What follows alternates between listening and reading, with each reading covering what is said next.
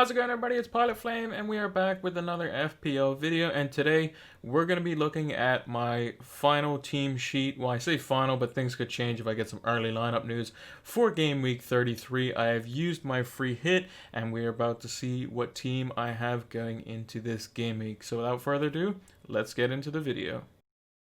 So for this game week, we've gone with a 3-5-2, much like many other teams that I've been trying to draft, whether it be for a wild card or for a free hit. I've obviously used my free hit, previously used my wild card back in game week 31 plus, and it just feels that the midfield is just too good not to choose from.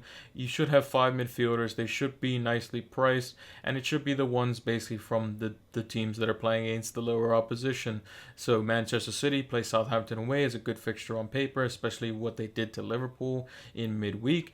Manchester United obviously face Bournemouth, who just conceded 4 versus Newcastle. And then you obviously have Liverpool, who are just a very good team just in general, and they should be looking to get back to winning ways versus Aston Villa, who are fighting relegation as well. And we've also splashed in a couple of players from Brighton because they're playing Norwich, and Norwich are also fighting relegation and just typically don't score too many.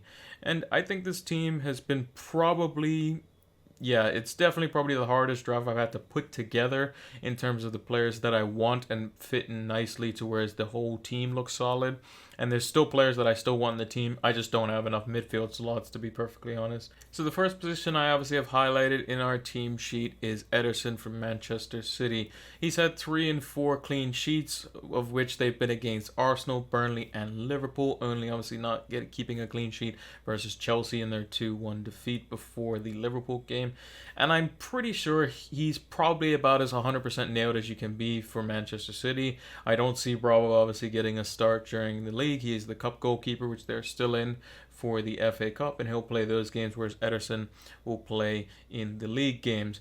And he also allows for easier decisions. So I've been kind of racking my brain over, like, do I want Mahrez? Do I want David Silva, who was rested? Do I want Foden? He played 90 minutes. Do I want to bring in Sterling because he came off a little bit early?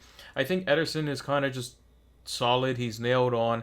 He is a City asset. It is an easy fixture on paper. The defense hasn't been conceding goals. And it just seems like an easier option. It just makes my decisions in my midfield slots in general to be a lot less safer and a lot more just solid overall in terms of like the way the budget kind of works. And obviously since the restart, Southampton have actually only scored against the 2 relegation sides out of the 3 games that they played, and they didn't score versus Arsenal. And Danny Ings looks to play better against the weaker clubs and seems to score against them quite often. I would fancy him potentially in, to score a goal versus City. He may just kind of, being a former Liverpool player, he may just kind of rub salt in the wound for Liverpool actually winning the league. So could be interesting to see there. But I think City is good for a clean sheet for this week, which is why I've gone with Ederson in goal. And our backup goalkeeper on the bench is just a 3.9 million goalkeeper who's not going to play this game week. Moving on to the defense, we've gone with double Liverpool here, and obviously showing their vulnerability versus Manchester City and conceding 4. They just didn't look right. They've probably been out on a little bit of a party since they won the league, and they're probably going to get back to winning ways versus Aston Villa. So I've gone with the double Liverpool defense in Trent Alexander-Arnold and Virgil van Dijk. The reason I've gone with these two is because they typically receive the most minutes out of all the defenders in terms of like starts and rotation and those sorts of things. Van Dijk for certain because Matip is out until the end of the season. Obviously Joe Gomez didn't look great, and Lovren just is all over the place, and Van Dijk's obviously one of, if not arguably their best player for this season. Trent Alexander-Arnold obviously has the most assists for the team in terms of just output from a defensive standpoint. He can obviously score from free kicks as well. Obviously had a chance versus City, which he unfortunately didn't score. But I think it's just Klopp's going to go and kind of tell the team, you messed up last week. You need to go back out there and kind of prove why we're champions again. And then obviously we have Dunk, who's got a great fixture versus Norwich.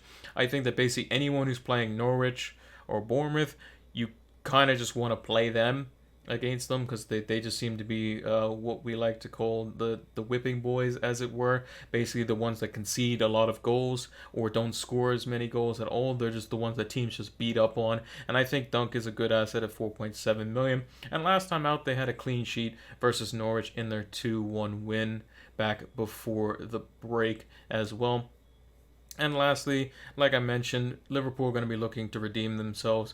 They don't want to obviously have this big blemish on their record that they, lost 5 out of their last 7 or 8 games or whatever it is, or they had lots of draws at the end of the season. It kind of makes the whole season, which has been spectacular for them, look a lot worse. So they're going to look to redeem themselves and look to go out there and get the win. And especially with Klopp's words in his press conference for the pregame for the Aston Villa game coming up, he basically said that these aren't just Christmas gifts. Starts in the Premier League are just, they're not presents that you can just have. You have to earn that spot. So he's probably going to play pretty much an unchanged lineup. Maybe bring in Oxlade-Chamberlain from the start, or maybe slightly change the midfield. But I'm pretty sure the front three, the back four, and the goalkeeper will probably stay the same. Moving on to the midfield, this is where the majority of our budget is being spent. I would probably say half of that, 103.9 million, is probably spent on midfielders, and rightly so. I think is where all the power is. I think this is where all the best assets are. And if I could literally play, 2 defenders, 7 midfielders, and 1 forward, I probably would do that. But unfortunately, I can only play 5, so these are the ones that I've chosen. We've picked from Manchester City and Manchester United, as well as one from Liverpool. I think these are the best teams asset-wise in terms of fixtures, and I think they're going to provide the most value.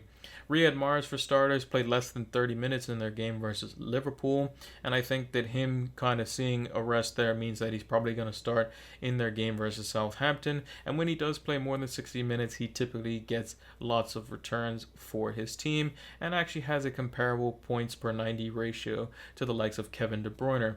And speaking of Kevin De Bruyne, we have him in there as well, alongside Bruno Fernandes, the 2 talismans from the opposite sides of Manchester. I think they're going to be essential in most wildcard and free hit teams, as well as going forward, as both teams have fantastic fixtures till the end of the season. We also have Mohamed Salah in there, who's going to go for the Golden Boot this year as well. Probably doesn't want to split it with Mane or Aubameyang, wants to get it outright this time. In the game versus Manchester City, he had 4 shots, 3 of which were inside the box, 1 of which struck the post, which he was quite unlucky as it was a very good attempt. And he just seems more active than Mane, and I think he's probably the better asset, as well as he's going to be on penalties as well, as long as James Milner is not on the field, as he is not fit for the game, or at least was on the injury list as of the last fixture when they played Manchester City in midweek.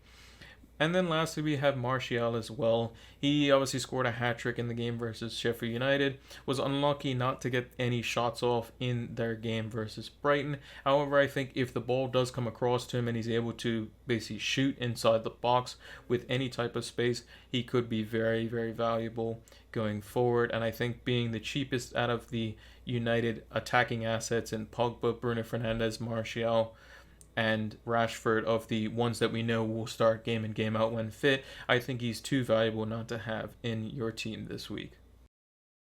And then lastly, moving on to the forwards, we have Rashford as our captain, with Bruno Fernandes being our vice captain. Based on what I've seen from Rashford, I think he's very unlucky not to score. He likes cutting inside on his right foot, and if he can basically emulate what St. Maximin did to the likes of Bournemouth in their previous fixture in the midweek.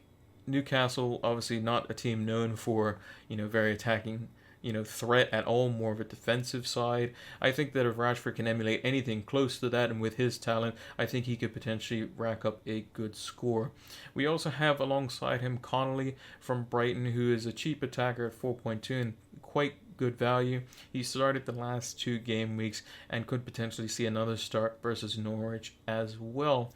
If there is early team news, however, we could look to change Connolly out for Maupay, who is also potentially going to be starting this game, as he came on as a sub in their previous game. And I would basically swap to potentially triple City midfield, sacrifice Martial potentially, maybe go swap to a Man United defender like Aaron Wan-Bissaka and get Matt Ryan in goal to free up the funds and kind of work it around that way. But hopefully he starts and I, confirm the team news, because this is the team that I like the most in terms of just the overall balance, and I think he'll provide great value if he does start. The Man United assets as well, or Salah, were kind of the people that I was looking at captaining. I think that the Man United team is just on form. I think Rashford, if he does score, could just get an immense score. He could get double digits. He's seen that Martial scored a hat trick. He might go for it himself. But when Rashford typically scores, it's usually 2 goals. He can get 2 goals and assist, and that's going to be obviously a great score line. And for triple captainers this week as well, it's also a good shout as well. It seems like every other game Rashford gets a return of some kind, and I'm just hoping that this week versus Bournemouth, who, like I said, conceded 4 to a defensive Newcastle team by one player who plays out on the wing and kind of cuts inside and either crosses or shoots in St. Maximin. I think Rashford can definitely replicate this versus Bournemouth and get a massive haul for the captaincy this week. And lastly, kind of just to run over the bench just a little bit, we have Nketiah from Arsenal who has Wolves away. We hope that obviously none of these players on the bench come on, but if they do, he's probably going to see minutes in that game. And then we have double Burnley defense. We have Taylor and Peters, who have been starting games recently for Burnley due to their lack of players running out of contract or injuries, and they have Sheffield United at home. But like I said, hopefully all our players play. If Connolly, doesn't play at all, then we obviously have Nketiah coming in, but I'm pretty sure everyone else is most likely to see minutes or start. Hopefully they all start, and we can have a fantastic game week 33 with this team. So that's going to do it for this video. Hope you all enjoyed it. Make sure to leave a comment down below as to what your team sheet is going to look like going into tomorrow's start of game week 33 plus. Make sure to like the video if you enjoyed it. Make sure to subscribe to the channel if you are new, and make sure to turn those notification bells on so that you can get the content as soon as it is readily available. We also have Twitter and Twitch. It's PilotFlame226 on those platforms, like it here is on YouTube. That's where we post our YouTube videos. We also tend to put out some tweets for our game week predictions, as well as have those predictions come from our Twitch streams, which we also post on Twitter as well for our game week discussions. So that's going to do it. Hope you all enjoyed it, and until the next one, take care.